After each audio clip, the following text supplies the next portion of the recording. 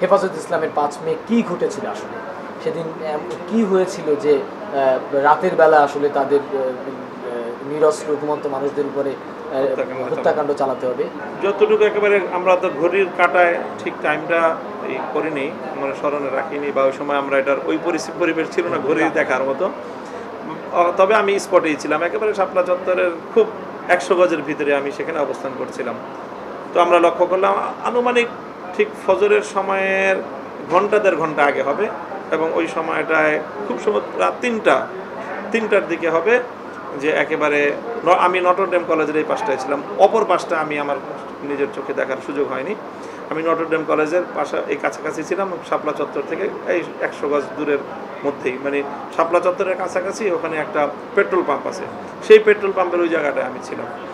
তো আমি দেখলাম যে ওখান থেকে নটরডেম কলেজের ওই পাশ থেকে পুলিশ সাজোয়া যান নিয়ে কয়েক স্তরে, পুলিশ র্যাব কয়েক স্তরে তারা ওখান থেকে কর্ডন করে আসছে, এবং কাছাকাছি এসে তারা খুব একেবারে মানুষকে লক্ষ্য করে তারা ফায়ার করছে, টিয়ার শেলের ফায়ার মানুষের বুকে, মানুষের মাথাকে লক্ষ্য করে, যেখানে মানুষের জটলা, সেই জায়গাটায় মানুষ যখন ঘুমন্ত মানুষগুলো হঠাৎ দিকবিদিক শূন্য হয়ে ঘুম থেকে উঠে তারা কেউ পেট্রোল পাম্পের দিকে গেল, ওদিকে ডানে বামে অনেক জায়গায় গিয়ে রাস্তা বন্ধ হয়ে গেছে, কাজে সেখানে মানুষের একটা জটলা হয়ে গেছে।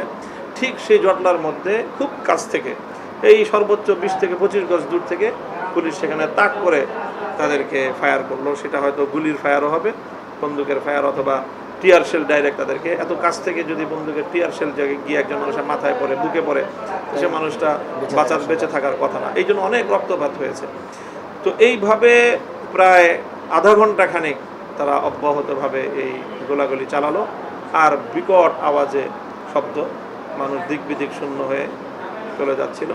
তো যখন আমি একটা আড়ালে ছিলাম, যার কারণে আমার ওই জায়গাটায় সরাসরি কোনো গুলি আসেনি, তবে এই টিয়ার শেলের যে গ্যাস দম বন্ধ পরিস্থিতি তৈরি হলো, যখন গ্যাস এই অপারেশন বন্ধ হয়ে গেল, তখন অবশ্য তারা একটা অবকাশ দিয়েছে, যারা বিভিন্ন এইসব জায়গায়, সেফ জায়গায়, কিছুটা নিরাপদ জায়গায় থাকার সুযোগ পেয়েছে, তাদেরকে এলাকা ত্যাগ করার একটা সুযোগ দিয়েছে। সেই সুযোগে তখন আমি সহ আরও অনেক মানুষ আমাদের, তখন আমরা কমলাপুরের ওই পাশ দিয়ে আমরা তখন বের হয়ে আসার সুযোগ পেলাম, এবং তখনও অনেক মানুষ আহত, ক্ষতবিক্ষত, রক্তাক্ত অবস্থায় রাস্তার উপরে পড়ে থাকতে দেখেছি।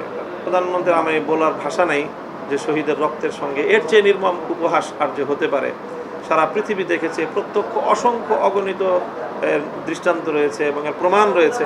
এমন একটি জলজন্ত প্রামাণ্য বিষয়কে একজন রাষ্ট্রের সর্বোচ্চ নির্বাহী ক্ষমতার অধিকারী প্রধানমন্ত্রী হয়ে সংসদের মতো জায়গায় দাঁড়িয়ে এমন মিথ্যাচার করতে পারে, এটা আসলে জাতির সঙ্গে এর চেয়ে নির্মম পরিহাস আর কিছুই হতে পারে।